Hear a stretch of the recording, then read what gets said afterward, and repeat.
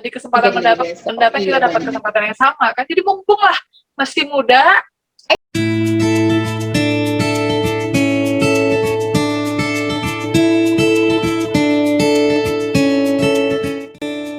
Tuhan pertemukan dengan yang terbaik gitu ya.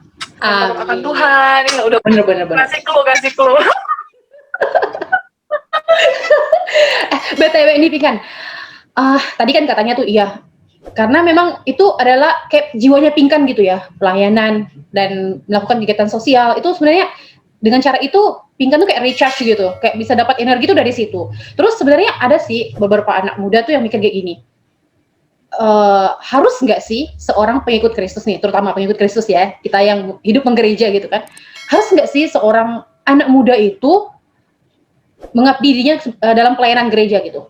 Apakah gini, ada sih kayak gini teman gitu ya, dia tuh bilang gini, aku nggak usah ke gereja deh, aku aja bisa berdoa di rumah, aku percaya ada Tuhan, aku percaya sama Tuhan Yesus, aku bisa berdoa di rumah, nggak usah ke gereja, itu sudah cukup gitu katanya. Jadi nggak usah harus ikut pelayanan apa segala, menjadi seorang Kristen tuh kayak gitu. Jadi nggak harus yang kayak kita ke gereja, kita melakukan pelayanan, tapi cukup dan kita percaya adanya Yesus, kita berdoa, itu sudah cukup menjadikan kita seorang Kristen. Nah, akhirnya dia menjadi seorang yang apatis gitu terhadap kegiatan-kegiatan rohani orang-orang muda kayak gitu. Nah, menurut Pinkan gimana nih yang kayak gini, pendapat kayak gini? Menurut Pinkan? Berulang kali sih kalau misalnya ditanya gitu, Pinkan tuh cuma mau sharing juga apa yang waktu itu pendeta Nikodemus Bunga, dia tuh salah satu inspirasiku lah, karena waktu Pinkan di Sangatta, masa remajaku itu pendeta Niko tuh lagi pelayanan di Sangatta. Kita merasa nggak percaya diri, atau mungkin di satu sisi apatis gitu ya, kayak nggak mungkin cuek, atau mungkin kayak tapi pesan beliau gini, kembangkan talenta yang kamu punya, karena kalau di Alkitab kalau nggak dibangin itu nanti bisa hilang loh. Iya benar. Yang lagi kan ada kan yang udah dikasih, ada perubahan tentang talenta 1, 2, 5, 10 gitu kan, yang nggak mengembangkannya dikuburnya malah diambil gitu. Iya benar. Jadi sebatas itu sih kayak ya udah kembangin aja, kan semua kita itu pasti punya talenta masing-masing. Jangan ngerasa insecure, apalagi kayak ngerasa ngerendah. Aku nggak bisa ngapa-ngapain, aku nggak pede ngomong di depan umum, aku nggak bisa main musik, aku ini nggak bisa itu, ya kan? Itu jadi alasan kayak aku nggak bisa bantu pelayanan. Padahal pelayanan itu bukan hanya sekedar yang ditunjukkan atau yang dilihat di depan. Gitu Benar kan? banget. Ketika kita bantu menyambut tamu aja, itu juga menurut itu hal simpel bisa bagaimana ketika misalnya ibadah dasarnya gitu membuat orang semakin sukacita gitu kan untuk masuk dalam beribadah. Hal sekecil itu bahkan menata gitu, dekorasi atau hal-hal yang berbentuk multimedia kalau sekarang ya. Iya. Jadi banyak banget sebenarnya, dan setiap orang udah tuh pasti, itu udah pasti banget Tuhan kasih, tinggal kitanya aja mengeksplor, karena itu tanggung jawab yang harus kita kembangkan gitu. Tapi kalau cuek gitu ya, nggak perlu. Kalau menurutku lagi, aku tadi mikir ya, itu kayak ibarat apa ya, itu ibarat tanaman ditanam itu ini firman Tuhan yang ditabur di 4 jenis tanah itu, di pinggir jalan, di batu, semak belukar, sama tanah yang, kalau wadahnya aja kita nggak bisa berakar dalam, ya itu nggak bakal bisa bertumbuh dan berbuah dong. Iya benar. Itu kan, makanya kita perlu banget gereja, komunitas gereja sebagai wadah kita untuk berakar, sehingga kita bisa bertumbuh, berbuah kayak gitu. Jadi kalau itu tadi, kalau kita mengandalkan diri kita sendiri, bisa kok aku sendiri aja, aku baca firman Tuhan sendiri, berdoa sendiri. Hey, manusia diciptakan itu nggak bisa. Ya, jadi kayak bagaimana kita mau mengamalkan mengasihi sesamamu manusia seperti dirimu sendiri kalau kita nggak berinteraksi sama orang, sama jemaat di gereja.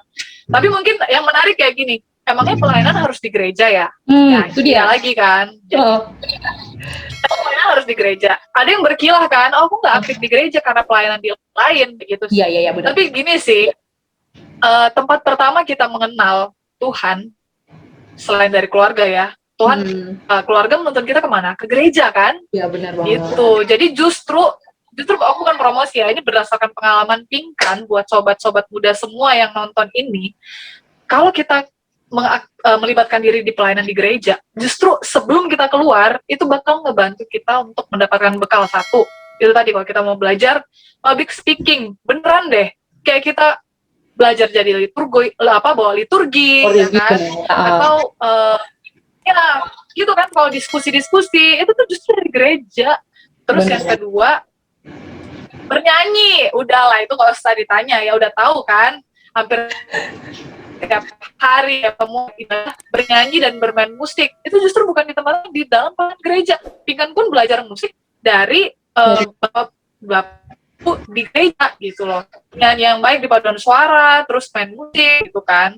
Walaupun judulnya musik gerejawi, tapi justru kemampuan itu berkembang di dalam gereja. Yang ketiga, selain itu kita dapat ini komunitas loh gitu loh. Maksudnya komunitas gereja itu bukan yang cuman ibadah pulang gitu, tapi kan kita ada intrapersonal kan.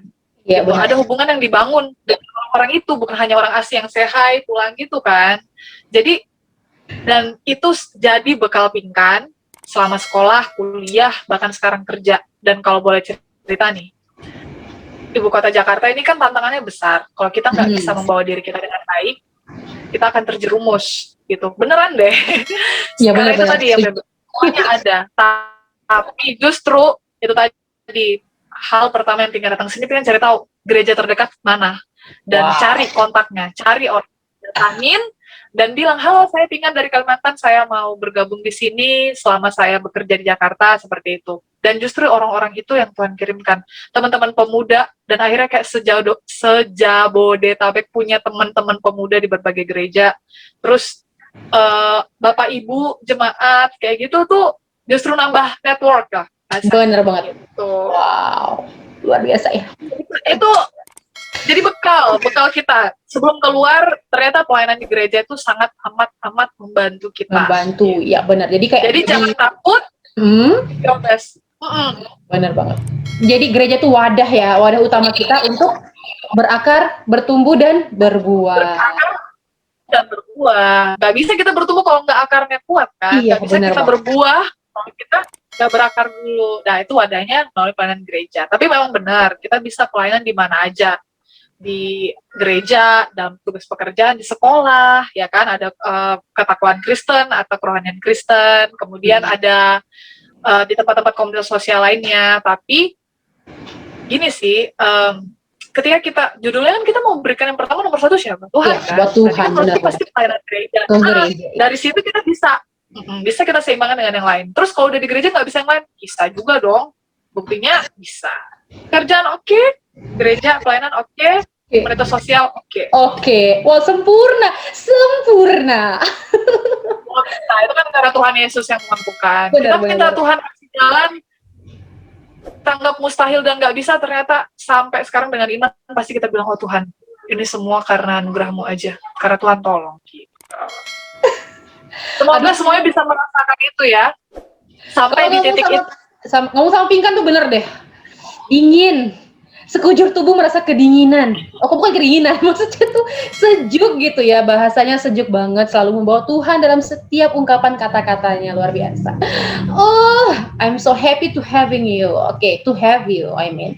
Pingkan, masih mikir grammar dong. Pingkan. Oke. Nah, tadi benar ya kata Pingkan, pertama itu kita mulai dari gereja dulu. Kita mau pelayanan di luar, boleh pelayanan di luar, tapi mulai dari gereja dulu, karena yang pertama kita lakukan Tuhan, nanti ketika kita keluar kita sudah bawa bekal nih dari gereja, jadi kita keluar kita lebih bisa lagi bersinar gitu ya, bisa menjadi terang, benar-benar terang bagi dunia, karena kita sudah bawa sesuatu yang ibaratnya akarnya gitu, kita udah bawa, kita udah punya bekal dan kita bisa beritakan kepada dunia tentang kasih pastinya. Nah, gini nih, ada lagi kasus kayak gini nih Pingkan. Ini pasti Pingkan tahu banget nih kasus kayak gini. Menurut pendapat Pingkan gimana? Ada yang sudah, kalau tadi kan dia katanya gini, aku sendiri aja deh, aku berdoa sendiri, nggak usah ke gereja, aku bisa kok, tapi aku percaya sama Tuhan gitu. Ada yang kayak gini, dia sudah percaya sama Tuhan, dia rajin ibadah, rajin ke gereja, nggak pernah absen pokoknya, dia rajin baca firman Tuhan, pokoknya semua dibilang, dia tuh benar-benar hidupnya udah dekat banget sama Tuhan, ibaratnya kayak gitu. Tapi suatu ketika dia mengalami kejatuhan dalam hidupnya. Ya kita nggak tahu ya. Biasanya anak muda tuh kejatuhannya nggak bukan masalah cinta. Cinta, oke. Itu yang sering menghantam anak muda gitu loh, Pink kan. Biasanya masalah cinta. Mungkin ada masalah-masalah lainnya, tapi kalau masalah hati itu benar-benar yang kayak vital banget gitu ya bagi anak muda. Ketika dia mengalami kejatuhan, terutama dalam masalah percintaannya, ada beberapa, tidak banyak ya, tapi tidak sedikit juga anak muda yang mundur dari gereja. Aduh, Tuhan nggak lihat aku nih. Effortku selama ini loh, aku udah berikan segalanya buat Tuhan gitu. Aku sudah berdoa buat Tuhan, aku sudah melayani Tuhan, tapi kenapa Tuhan kasih yang malah menyakitkan hatiku gitu. Jadi nggak banyak, nggak sedikit juga anak muda yang menjauh dari gereja. Menurut pendapat Pinkan gimana? Justru itu, semakin tinggi pohon, semakin besar anginnya. Semakin kita dekat sama Tuhan, Tuhan ada berjanji kan, semakin enak gitu kan. Tuhan bilang, marilah kepadaku yang letih lesu dan berbeban berat, maka aku akan berikan kelegaan. Oh justru itu Tuhan, kenapa enggak semakin dekat, maka semua dapat sejahtera, anteng, pokoknya sukses, sukses lah Bang. Bener banget. Kan enak-enak gitu kan. Tapi justru dari sini ya, ini bukan klise, karena juga ingin nge-flashback ya. Kita udah banyak sih cerita kayak gitu kan, cerita Ayub. Ya, gitu. Memang Tuhan memberkati dia, tapi dia harus mengalami penderitaan yang luar biasa, dan aku gak bayangkan kalau manusia sekarang mengalami itu ya. Mungkin kalau aku aja udah langsung botak kali ya, karena stres ya, kayak oh my god gitu kan. Up gitu ya, bener-bener. Iya, Nabi Nuh kayak gitu. Nabi Nuh waktu itu dia dicemooh orang kan, ngapain buat bahtera gitu, buat kapal. Ini kan gak ada, ini kan di daratan. Hello sih, menjadi unik, menjadi pengikut Tuhan yang lain dari dunia ini, itu memang gak mudah. Tapi Tuhan Yesus sendiri bilang, ikutlah aku gitu kan, dan sangkal diri gitu kan. Kalau kita masih menganggap Tuhan, aku udah berusaha yang terbaik loh, aku doa rajin, ibadah rajin, menjaga diri dengan baik, dengar-dengaran orang tua, semua pokoknya udah diturutin, tapi kenapa aku masih menderita, masih ada beban masalah gitu yang menerpa hidupku. Ini kayak nggak adil. Justru orang sana tuh, dia nggak pernah ke gereja, kayak nggak pernah berdoa, kok malah enak-enak aja hidupnya gitu kan. Tapi di situ Tuhan mau ngajarin kita itu tadi, sangkal diri, kerendahan hati sebenarnya. Bagaimana kita jangan lagi menganggap diri kita, dan kita, karena usaha saya, karena bisanya saya, karena ketaatan saya. Padahal kita lupa, semua itu karena anugerah Tuhan. Memang susah sih membalikan mental gitu, Pinkan pribadi pun belajar kok Kak. Tapi justru ujian-ujian itu yang akan membawa kita itu semakin jadi pribadi yang lebih kuat lagi, pribadi yang lebih baik lagi gitu. Jangan minta, Tuhan permudahkan dong hidupku ini, lancarkanlah semuanya. Dia pernah dengar sih dari salah satu pendeta bilang, itu mental manja banget dong. Tapi justru apapun, kita ganti mindsetnya, apapun Tuhan yang kita hadapin ke depan, mau besar mau kecil tantangannya, saya hanya berharap Tuhanlah satu-satunya yang menolong saya untuk melewati itu. Karena saya percaya bersama Tuhan pasti bisa terlewati gitu. Jangan kayak mental manja, kayak aduh, mudahkanlah ya Tuhan, lancarkan. Dan artinya maksudnya kayak kita minta kemudahan, padahal Tuhan mau bentuk kita dari semua kesulitan, dari semua tantangan yang sulit itu, untuk kita tetap bergantung sama Tuhan, dan jangan lagi lihat karena kita yang bisa gitu. Itu lagi sih, memang rendah hati itu dalam perjalanannya perlu proses, yaitu tadi, bukan keakuan kita. Nah, seringkali betul, Pinkan juga punya teman-teman dan juga yang karena masalah cinta akhirnya menjauh gitu dari persekutuan, dan kayak mungkin sebenarnya pribadi merasa minder kan, apalagi kalau punya doi komunitas yang sama.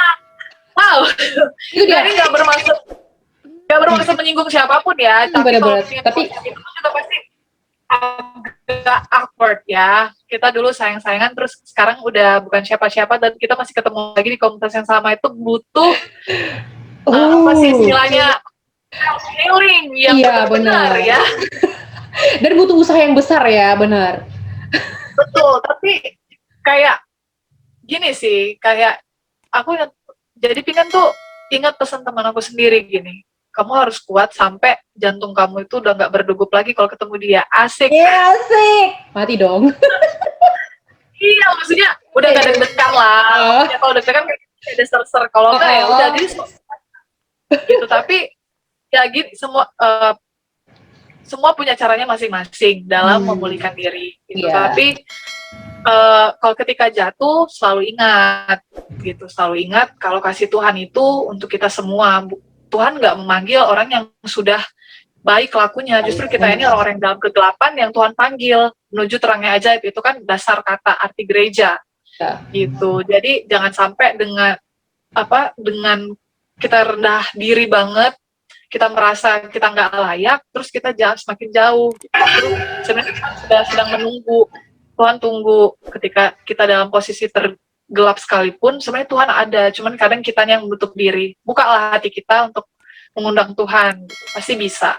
Bangkitan aku pesan juga buat teman-teman semua, memang nggak mudah dalam perjalanannya, apalagi kita kan sebagai remaja, sebagai pemuda itu seringkali juga nggak asing lah mendengar pelayan aktif di gereja, tapi ya punya tantangan ya. Iya, ternyata kejatuhannya di dalam gereja juga, bukan dalam gereja sih, dengan gitu ya udah ngerti lah. Jadi ya itu tadi harus bisa membentengi diri lah gitu. Makanya dengan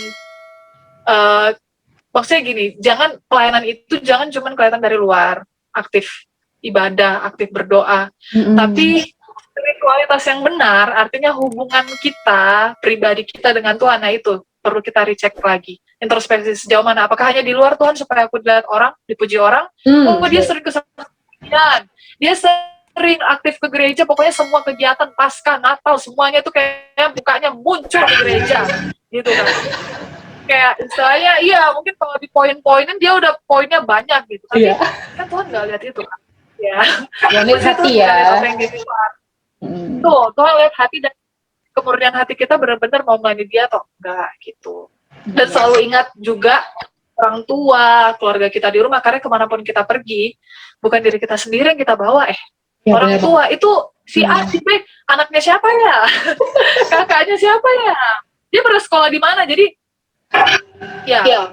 belajar membawa diri, karena kita bukan bawa diri kita sendiri, kita bawa orang-orang terkasih kita nih. Kalau kita sampai terjerumus atau jatuh, bukan cuma kita loh yang lalu, tapi dampaknya lebih luas. Nah itu yang jadi, kalau itu motivasi pengen juga, oke. Jadi seperti kata Amsal kan, benar kan, nama baik lebih berharga daripada emas dan permata.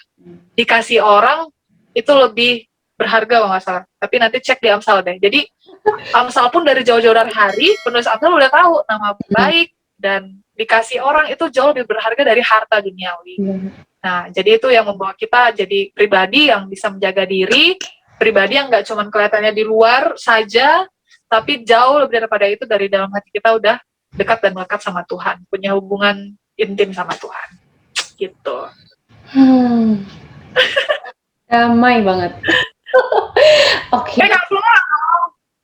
Kak Flora itu udah namanya hits banget. Oh, sis Flora yang English Club yang Tirek itu, udah pokoknya ini boleh lah dia. Nah, ya udah. Dia kalau menyanjung diriku boleh. Boleh lah. Baik, karena nama baik. Kita nanti nggak meninggalkan karena, tapi meninggalkan nama kan. Iya, nama baik yang Amin apapun itu ya. Wah, bener ya kata Pinkan ya. Semua tuh yang dilihat Tuhan adalah dari dalam, bukan yang kita perlihatkan kepada dunia. Itu belum tentu hati kita tuh seperti itu ya Pinkan ya. Benar-benar Tuhan tuh lihat kemurnian hati kita. Jadi ketika kita jatuh jangan menjauh, tapi justru itu harus adalah cara kita untuk semakin mendekat dengan Tuhan, semakin buktikan kalau kita benar-benar mengutamakan Dia dalam kehidupan kita ya saat kita jatuh. Marilah padaku yang letih lesu dan berbeban berat ya. Di Alkitab pun justru Tuhan Yesus malah datang kepada orang-orang berdosa, ya kan, menjangkau bukan ke orang. Tuhan Yesus malah datang ke orang-orang yang dianggap saat itu pendosa-pendosa, zina, ya kan, dalam semua kesempatan Tuhan tuh mau buka stereotip. Jangan kita jadi orang yang suka ngejudge orang lain, menganggap diri kita paling benar, paling suci, paling mulia gitu dibanding orang lain. Tapi Tuhan tuh menjangkau mereka, dan kasih Tuhan justru terbuka untuk siapa saja, semua orang. Tapi orang-orang yang mau rendah hati tentunya mau datang kepada Tuhan. Kalau kita sedikit aja udah sombong, itu justru kita akan jatuh gitu. Jadi kerendahan hati datang sama Tuhan. Lihat aja di Alkitab tuh udah lengkap banget deh. Iya, lengkap banget pelajaran hidup ini. gitu. Thanks a lot Pinkan, ya ampun. Pinkan nih deh yang terakhir.